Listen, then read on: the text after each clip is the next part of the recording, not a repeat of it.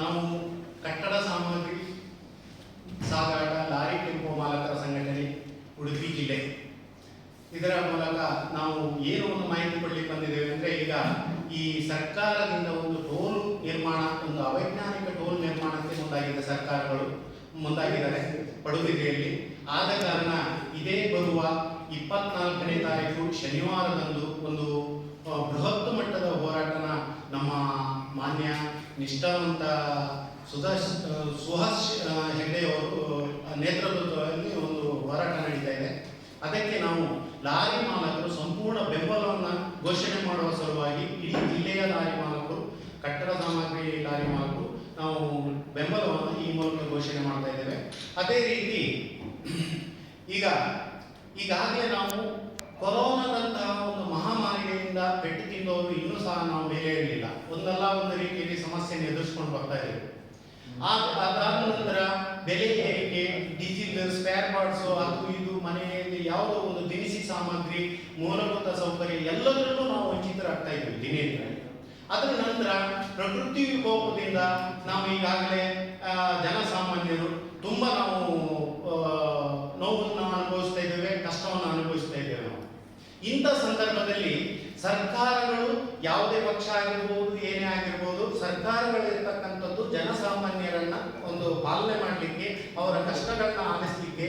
ಇಂಥ ಸಮಯದಲ್ಲಿ ಇವರು ಗಾಯದ ಮೇಲೆ ಬರೆಯುವಂತೆ ಒಂದು ನೋಡಿ, ಹೆಜಮಾಡಿಯಲ್ಲಿ ಟೋಲ್ ಉಂಟು, ಈಚೆ ಸಾಸ್ತಾನದಲ್ಲಿ ಟೋಲ್ ಉಂಟು, ಮೊನ್ನೆ ತನಕ ಸುರತ್ಕಲ್ನಲ್ಲಿ ಟೋಲ್ ಇತ್ತು.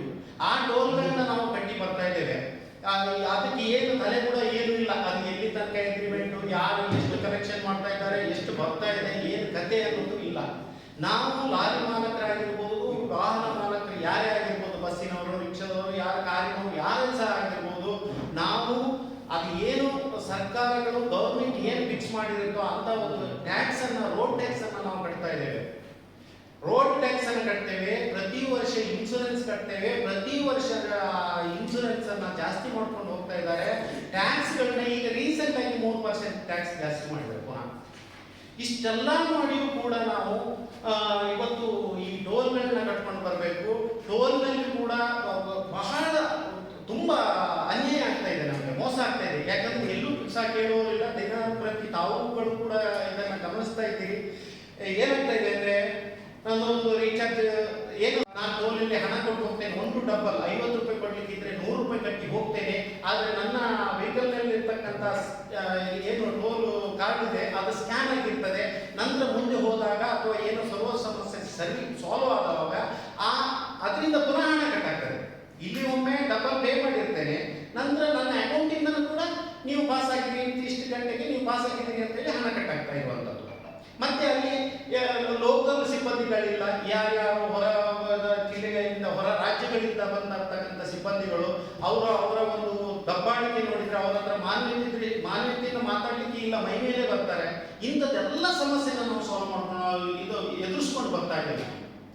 ಇಲ್ಲಿ ಒಂದು ರೀತಿ ಅವೈಜ್ಞಾನಿಕ ಅಂದ್ರೆ ಸರ್, ಎಲ್ಲೋ ಒಂದು ಕಡೆ ನೋಡ್ಲಿಕ್ಕೆ ಹೋದ್ರೆ ಬ್ಯಾಂಗ್ಳೂರು, ಮೈಸೂರು ಅಲ್ಲೆಲ್ಲ ಟೋಲ್ಗಳಿದ್ದಾವೆ, ಸಾಕಷ್ಟು ಟೋಲ್ ಇದ್ದಾವೆ. ಆದ್ರೆ ಅದರ ರೀತಿಯಲ್ಲಿ ಬದಿಯಲ್ಲಿ ಸರ್ವಿಸ್ ರೋಡ್ ಕೂಡ ಉಂಟು. ಅದು ಯಾಕೆ ಸರ್ವಿಸ್ ರೋಡ್ ಮಾಡಿದ್ದಾರೆ ಅಂತ ಆದ್ರೆ, ಯಾರೋ ಒಬ್ಬರಿಗೆ ಅವನಿಗೆ ಟೋಲ್ ಕಟ್ಟಲಿಕ್ಕೆ ಆಗುದಿಲ್ಲ, ಅವ್ನು ಟೋಲ್ ಕಟ್ಟುದಿಲ್ಲ, ಟೋಲ್ ರಸ್ತೆ ಬರುವುದಿಲ್ಲ, ಅವನು ಅದರಲ್ಲಿ ಹೋಗ್ಬೋದು ಬರ್ಬೋದು, ಅವನ ಖುಷಿ.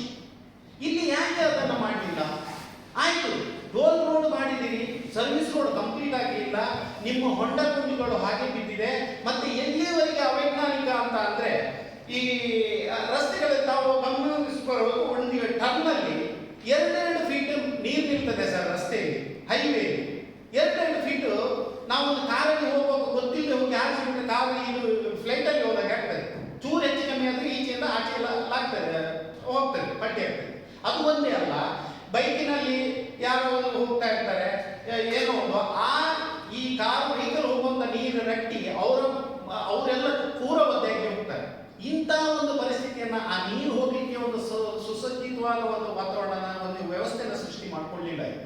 ಇಷ್ಟೆಲ್ಲ ಮಾಡೋದು ಈಗ ಪುನಃ ಹೆಜಮಾಡಿಯಿಂದ ಕೇವಲ ಒಂದು 5-10 ಕಿಲೋಮೀಟರ್ ವ್ಯಾಪ್ತಿಯಲ್ಲಿ ಇವರು ಪುನಃ ರಾಜ್ಯ ಹೆದ್ದಾರಿಗೆ ಒಂದು ಟೋಲನ್ನು ನಿರ್ಮಿಸಲಿಕ್ಕೆ ಮಾಡಿದ್ದಾರೆ ಅಂತ ಆದ್ರೆ, ಎಲ್ಲೋ ಒಂದು ಕಡೆ ನಾವು ಹೀಗೆ ಒಂದು ಆಲೋಚನೆ ಮಾಡುವಾಗ ಅನಿಸ್ತದೆ, ಇವರಿಗೆ ಸರ್ಕಾರಗಳಲ್ಲಿ ಹಗರಣಗಳನ್ನು ಮಾಡಲಿಕ್ಕೆ ಇವರಿಗೆ ಹಣದ ಕೊರತೆ ಆಗಿದೆ ಅಂತ ನನಗೆ ಅನಿಸ್ತಾ ಉಂಟು. ನಾವೆಲ್ಲ ಇದರ ಬಗ್ಗೆ ಚರ್ಚೆ ಮಾಡಿದ್ವಿ. ಎಲ್ಲೋ ಒಂದು ಕಡೆ ಇವರಿಗೆ ಹಗರಣಗಳನ್ನ ಮಾಡಲಿಕ್ಕೆ, ಕೊಳ್ಳೆ ಹೊಡಿಲಿಕ್ಕೆ, ನಾವು ಅಲ್ಲಿ ಏನು ಖಜಾನೆ ಅಂತಕ್ಕಂಥದ್ದು ಖಾಲಿಯಾಗಿರ್ಬೋದು. ಆಗೋದ್ರಿಂದ ಟೋಲ್ ಮಾಡಿ ಸಿಕ್ಕಿದವ್ರನ್ನ ಸಿಕ್ಕ ಹಾಗೆ ನಾವು ದೋಚಬಹುದು ಅನ್ನೋ ಒಂದು ಪ್ಲಾನ್ ಅಲ್ಲಿ ಏನಾದರೂ ಪ್ಲಾನ್ ಇರಬಹುದು. ಇಲ್ಲ ಅಂದ್ರೆ ಇವರಿಗೆ ಸ್ವಲ್ಪ ಕೂಡ ಮನುಷ್ಯತ್ವ ಇದ್ರೆ ನಿಜವಾಗಿ ಇವರು ದೇವರ ಮೇಲೆ ಪ್ರಮಾಣ ಮಾಡಿ ನಾನು ಜನಸೇವೆ ಮಾಡಲಿಕ್ಕೆ ನಾನು ಒಟ್ಟಿಗೆ ನಿಂತ್ಕೊಳ್ತಾ ಇದ್ದೇನೆ, ನಾನು ಜನಸೇವೆ ಮಾಡಲಿಕ್ಕೆ ಮುಖ್ಯಮಂತ್ರಿ ಆಗ್ತಿದ್ದೇನೆ, ಸಚಿವ ಆಗ್ತಿದ್ದೇನೆ ಅಂತ ಇವರು ನಿಜವಾಗಿ ಸತ್ಯವಾಗ್ಲೂ ಹೇಳಿದ್ದೆ ಆಗಿದ್ರೆ ಇವತ್ತು ಜನರ ಕಷ್ಟಕ್ಕೆ ಸ್ಪಂದಿಸ್ತಾ ಇದ್ದಾರೆ. ಇವರು ಅದನ್ನೆಲ್ಲ ಬಿಟ್ಟು ಇನ್ನೂ ಒಂದು ಹೆಚ್ಚಿನ ವಿಚಾರ ಅಂದ್ರೆ ಕೆಲವೆಲ್ಲ ಹೋರಾಟ ಮಾಡ್ತಾರೆ, ಎಲ್ಲ ಮಾಡ್ತಾರೆ. ಯಾರು ನಾನು ಜನಪ್ರತಿನಿಧಿಗಳ ವಿಚಾರದಲ್ಲಿ ಹೇಳುದು ಸರ್, ಇದು ನಾವು ಹೋರಾಟ ಕರೆಯುವುದಲ್ಲ.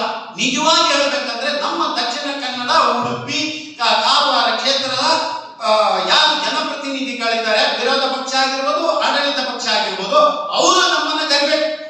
ಈಗ ನಮ್ಮ ಸರ್ಕಾರಗಳು ಈಗ ಮಾಡ್ತಾ ಇದ್ದಾರೆ, ನಮ್ಮ ಊರಿಗಿಂತ ಒಂದು ತೊಂದರೆ ತಾಪತ್ರೆ ಬರ್ತಾ ಉಂಟು, ಬನ್ನಿ ನಾವೆಲ್ಲ ಹೋರಾಟ ಮಾಡುವ ಅಂತ ಹೇಳಿ. ಇವರು ಬೇಡ, ಅದು ಬೇಡ. ವಿಧಾನಸೌಧದಲ್ಲಿ ಯಾರಾದ್ರೂ ಧ್ವನಿ ಎತ್ತಿದ್ದೀರಾ ನೀವು? ಟೋಲ್ ಬಗ್ಗೆ ವಿಧಾನಸೌಧದಲ್ಲಿ ಧ್ವನಿ ಎತ್ತಿದ್ದೀರಾ? ನಮ್ಮ ಕರಾವಳಿ ಭಾಗದ ಜನ ಎಷ್ಟು ಸಂಕಷ್ಟದಲ್ಲಿದ್ದಾರೆ ಅನ್ನೋದ್ರ ಬಗ್ಗೆ ಪ್ರಸ್ತಾಪ ಮಾಡಿದ್ದೀರಾ? ಯಾವುದೇ ಪಕ್ಷ ಆಗಿರ್ಬೋದು, ನೀವೆಲ್ಲ ಒಂದೇ. ನಮ್ಮ ಎದುರುಗಡೆ ಮಾತ್ರ ಒಂದು ಹೊಡೆದಾಡ್ಕೊಂಡು ಜಗಳ ಹೊಡ್ಕೊಂಡು ಮಾಡುದು, ಮತ್ತೆ ನಮ್ಮನ್ನು ಅಂಗ ಮಾಡಿ ಬಿಡುವಂತ ಕೆಲಸಗಳನ್ನ ತಾವುಗಳು ಮಾಡ್ತಾ ಇದ್ದೀರಿ. ದಯವಿಟ್ಟು ನಿಮಗೆ ಮನುಷ್ಯತ್ವ ಅನ್ನೋದಿದ್ರೆ ನೀವು ವಿಧಾನಸೌಧದಲ್ಲಿ ಮುಖ್ಯಮಂತ್ರಿಗಳ ಹತ್ರ ವಾದ ಮಾಡಿ ಅದನ್ನ ಆ ಟೋಲ್ ಏನು ಇಂದಿನ ಅವೈಜ್ಞಾನಿಕ ಯಾವುದು ಬರ್ತದೆ ಅದನ್ನ ಹಿಂಪಡೀರಿ. ಅದನ್ನೆಲ್ಲ ಬಿಟ್ಟು ಇಲ್ಲಿ ನಮ್ಮನ್ನ ಬಲಿ ಕೊಡುವಂತ ಕೆಲಸ ಮಾಡಬೇಡಿ. ನಿಮ್ಗೆ ಅಗತ್ಯ ಇದ್ರೆ ನೀವು ಹೇಳ್ತೀರಿ ಅಂತ ಆದ್ರೆ ಇದು 100% ಸತ್ಯ. ಪಬ್ಲಿಕ್ ಆಗಿ ಹೇಳ್ತಾ ಇದ್ದೇವೆ ನಾವು. ಪ್ರತಿ 3 ತಿಂಗಳಿಗೊಮ್ಮೆ ಒಮ್ಮೆ ನಿಮ್ಮ ಸರ್ಕಾರಕ್ಕೆ ನಾವು ಬ್ಲಡ್ ಕೊಡ್ತೇವೆ. ಯಾವ ಕೇಂದ್ರ ಆಗಿರ್ಬೋದು, ರಾಜ್ಯ ಆಗಿರ್ಬೋದು, ಯಾರು ಕೇಳ್ತೀರೋ ನಿಮ್ಗೆ ಬ್ಲಡ್ ಕೊಡ್ತೇವೆ. ಆದ್ರೆ ಟೋಲ್ ಕಟ್ಟಲಿಕ್ಕಂತೂ ನಮ್ಮಿಂದ ಸಾಧ್ಯವೇ ಇಲ್ಲ, ನಾವು ಪಟ್ಟನೂ ಇಲ್ಲ. ಯಾಕಂದ್ರೆ ನಮಗೂ ಸಾಕಾಗಿ ಹೋಗಿದೆ. ನಾವು ಈಗಾಗಲೇ 2-3 ಗಾಡಿ ಇಟ್ಕೊಂಡು ಮಾಡ್ತಾ ಇದ್ದೇವೆ. ಈಗೆಲ್ಲ ಒಂದಕ್ಕೆ ಬಂದು ಈಗ ಎಲ್ಲ ಹಾಕೊಂಡು ಹೋಗುವಂತ ಪರಿಸ್ಥಿತಿ ನಮ್ಗೆ ಬಂದಿದೆ. ನಮ್ಗೆ ಇತ್ತ ಕೂಲಿಗೆ ಹೋಗ್ಲಿಕ್ಕೂ ಇಲ್ಲ, ಇತ್ತ ದೊಡ್ಡ ಜನ ಆಗ್ಲಿಕ್ಕೂ ಇಲ್ಲ. ನಾವು ತುಂಬಾ ಅಸಹಾಯಕತೆಯಲ್ಲಿ ಇದ್ದೇವೆ. ಇವತ್ತು ತಿನ್ನುವಂತ ಪರಿಸ್ಥಿತಿಯಲ್ಲಿ ಇದ್ದೇವೆ. ಇನ್ಸೂರು ಬೇಕಾಬಿಟ್ಟಿ ಏರ್ಸ್ಕೊಂಡು ಹೋಗ್ತಾರೆ ಸರ್, ಟ್ಯಾಕ್ಸ್ ಬೇಕಾಬಿಟ್ಟಿ ಏರ್ಸ್ಕೊಂಡು ಹೋಗ್ತಾರೆ. ಎಲ್ಲಿ ಹೋಗ್ತದೆ ದುಡ್ಡು? ಈಗ ಅದು ಒಂದಲ್ಲದೆ ಹೊಸ ವೆಹಿಕಲ್ ತಗೊಂಡ್ರೆ, ಈಗ ಏನು ಒಂದು 8 ಟನ್ ತನಕ ವೆಹಿಕಲ್ ತಗೊಂಡ್ರೆ ಆ ವೆಹಿಕಲ್ ಇನ್ನ 15 ವರ್ಷದ ಟ್ಯಾಕ್ಸ್ ಅನ್ನು ಈಗ ಇಮಿಡಿಯೇಟ್ ಕಟ್ಟಬೇಕು. ನೋಡಿ, ಅಲ್ಲಿಂದ ಹಣ ಒಟ್ಟು ಮಾಡೋದು, ಸಂಗ್ರಹ ಮಾಡೋದು, ಸಿಕ್ಕದಲ್ಲಿಂದ ಹಣ ಸಂಗ್ರಹ ಮಾಡ್ತಾ ಇದ್ದಾರೆ. 15 ನಾವು ಪ್ರತಿ 3 ತಿಂಗಳಿಗೊಮ್ಮೆ ಟ್ಯಾಕ್ಸ್ ಕಟ್ತಾ ಇತ್ತು. ಇದೇ ವಿಚಾರವಾಗಿ ನಾವು ಪ್ರೆಸ್ ಕ್ಲಬ್ ಅಲ್ಲಿ ನಾವು ಪ್ರೆಸ್ ಮೀಟ್ ಮಾಡಿದ್ವಿ ಹಿಂದೆ ಕೂಡ. ಈಗ ಹಳತ್ತು ಗಾಡಿ ಕೈ ಬಿಟ್ಟರು, ಹಳತ್ತು ಗಾಡಿ ವಸೂಲಿ ಮಾಡೋದು 3 ತಿಂಗಳಿಗೆ ನಾರ್ಮಲ್ ಆಗಿದೆ. ಹೊಸತ್ತು ಗಾಡಿ ನಾವು ಇವತ್ತು ಹೋಗಿ ತಗೊಳ್ಬೇಕಂತ ಆದ್ರೆ ಅದಕ್ಕೆ 15 ವರ್ಷದ ಟ್ಯಾಕ್ಸ್ ಅನ್ನ ಒಮ್ಮೆಲೆ ಪಾವತಿ ಮಾಡಬೇಕು. ಹಾಗಾದ್ರೆ ಮುಂದಿನ ದಿನಗಳಲ್ಲಿ ನಮ್ಮ ರಸ್ತೆ ಕಾಮಗಾರಿ ಹೇಗಾಗ್ತದೆ? ಇವರು ಆ ಹಣವನ್ನು ಅಷ್ಟೊಂದು ದೊಡ್ಡ ಮೊತ್ತದ ಹಣವನ್ನ ಇವ್ರು ಏನ್ ಮಾಡ್ತಾರೆ? ಎಲ್ಲಿ ಹೋಗ್ತಾ ಇದೆ? ಯಾರು ಕೇಳೋರಿಲ್ಲ ಸರ್, ಯಾರು ಕೇಳೋರಿಲ್ಲ. ವಿರೋಧ ಪಕ್ಷ, ಆಡಳಿತ ಪಕ್ಷ ಸುಮ್ಮನೆ ಅವ್ರು ಇಲ್ಲಿ ಬಾಬಾ ಅನ್ಕೊಂಡು ಅಲ್ಲಿ ಹೋಗಿ ಒಟ್ಟಿಗೆ ಚಾಡ್ಬಿಡ್ತಾರೆ. ಇದು ನಮ್ಮ ಪರಿಸ್ಥಿತಿ. ಇಲ್ಲಿ ಇನ್ನೊಂದು ಪ್ರಮುಖವಾಗಿ ನಾವು ಏನ್ ತಪ್ಪು ಮಾಡ್ತಾ ಇದೀವಿ ಅಂದ್ರೆ, ನನ್ನ ಒಂದು ಉದಾಹರಣೆಗೆ ಹೇಳುದು, ನನ್ನ ಯಾರೋ ಒಬ್ಬ ಸ್ನೇಹಿತರು ಅಥವಾ ನನ್ನ ಸಂಬಂಧವೋ, ನನ್ನ ಅಣ್ಣ ತಮ್ಮನೋ ಯಾರೋ ಒಬ್ರು ರಾಜಕೀಯದಲ್ಲಿದ್ದಾರೆ, ಅವರಿಂದ ನನಗೊಬ್ಬನಿಗೆ ಹೆಲ್ಪ್ ಆಗ್ತಾ ಇದೆ ಅಂತ ಆದ್ರೆ ಅವ್ರು ಏನೇ ಹೇಸಿಗೆ ತಿಂದ್ರು ನಾನು ನೀನು ತಿಂದದ್ದೇ ಒಳ್ಳೇದು ಅಂತ ಹೇಳ್ತೇನೆ. ನಾವು ಬೆನ್ನು ತಟ್ಟದ್ದು ಎಲ್ಲಿ ತನಕ ನಿಲ್ಲಿಸ್ತೇವೆ ಹೇಸಿಗೆ ತಿನ್ನೋರಿಗೆ, ಅಲ್ಲಿ ತನಕ ನಮ್ಮ ಸಮಾಜ ಇದೇ ರೀತಿ ಮುಂದುವರಿತದೆ. ನಮ್ಮ ಸಮಾಜದ ಜನರು ಕೂಡ ಇದೇ ರೀತಿ ಕಷ್ಟದಲ್ಲಿ ಸಿಕ್ಕಾಕೊಳ್ಬೇಕಾಗ್ತದೆ. ಅದೇ ನಾವು ನನ್ನ ಅಣ್ಣ ತಮ್ಮ ಅಂತ ಹೇಳಿ ಅಲ್ಲೇ ಬೈಕ್ ಬುದ್ಧಿ ಹೇಳಿದ್ರೆ ಅವನು ಮುಂದಿನ ದಿನಗಳಲ್ಲಿ ಆ ತಪ್ಪುಗಳನ್ನ ಮಾಡ್ಕೊಳ್ಳಿಕ್ಕೆ